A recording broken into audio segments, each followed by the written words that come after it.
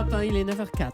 L'interview découverte tout de suite. L'image plus forte que tout, c'est l'arme absolue utilisée par Sébastien Arsac, cofondateur de l'association L214 et cauchemar de certains éleveurs. Il est votre invité, Caroline, tout de suite. Bonjour Sébastien Arsac. Bonjour. Alors c'est vrai qu'on connaît de vous vos vidéos qu'on voit passer sur les réseaux sociaux et qui dénoncent les conditions d'abattage des animaux d'élevage. Les images, elles sont souvent insoutenables.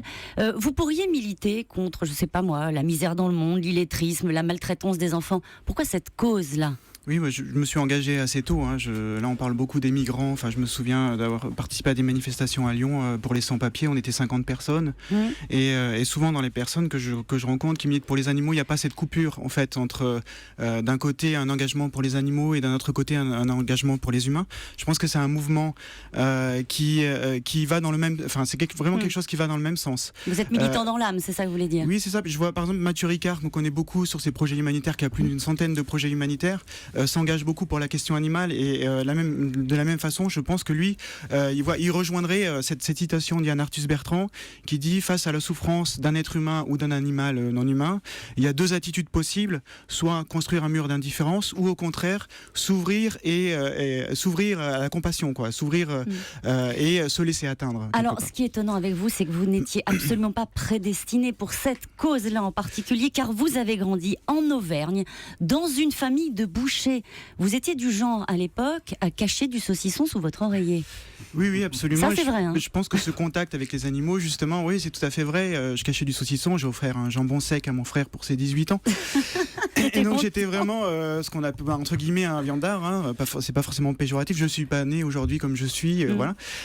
Mais il se trouve qu'à un moment donné, j'ai assisté notamment, j'assistais dans l'hiver, là, au mois de février, à la fête du cochon. Alors, ce qu'on appelle fête du cochon, c'est la tuerie du cochon.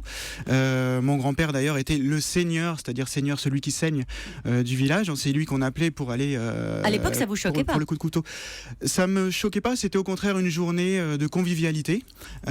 C'était on se retrouvait au sein de la famille et c'était très bien. Et puis petit à petit, le cri du cochon au départ qu'on attache sur le char qu'on incline et le cochon qu'on saigne, il réagit très fort, il crie. Et ce cri-là, à un moment donné, il m'a posé question. Il n'y a pas plus rationnel que ce cri, finalement. Mais il a fallu attendre 1993. Vous vous souvenez du jour précis où vous vous êtes dit la viande, c'est terminé ?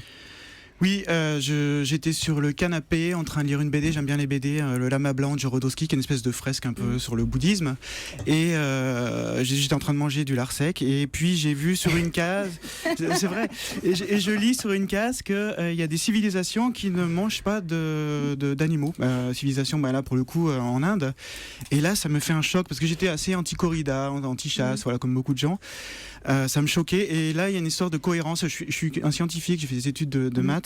Et à un moment donné, je me suis dit, mais c'est pas possible. Il y a quelque chose qui ne va pas. Et du jour au lendemain, on a fini ce qu'il y avait quand même dans le frigo parce que c'était rationnel. Ils étaient déjà morts. Et on s'est dit, on arrête de manger des produits animaux. Je me suis dit ça. Alors, le combat pour l'association L214, fondée en 2008, on va dire que L214, c'est le numéro d'un article du Code rural qui définit les animaux comme des êtres sensibles. Ce travail avec l'association fait bouger les lignes. La semaine dernière, un couvoir dans le Finistère a été condamné pour mauvais traitement envers les animaux.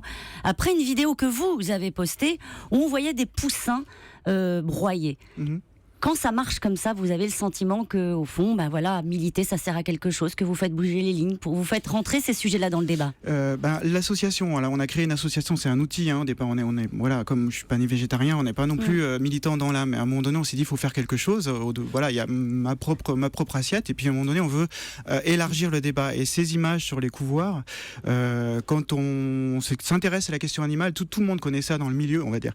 Mais on n'est pas forcément au courant dans le grand public. On se pose pas cette question. Et là, le fait que, par exemple, les poussins mâles soient broyés dans la filière ponte, il y a que les poules qui pondent des œufs. Les mâles, qu'est-ce qu'on en fait ? On les broie. Et puis on voit ça sur d'autres pratiques. Et là, effectivement, cette mission d'information, de sensibilisation, pour nous, elle est primordiale. C'est-à-dire qu'on n'est pas là pour donner des leçons, mais on est dans une démocratie et on doit avoir l'information, on doit avoir la connaissance pour pouvoir, en son âme et conscience, se positionner. Tous végétariens. Vous êtes prêts ou pas pour ça, Thomas ? Je fais comme vous dites. Je fais ce qu'il y a dans le frigo. Quand même. Ouais, d'accord. Merci beaucoup, Sébastien Arsac. Merci.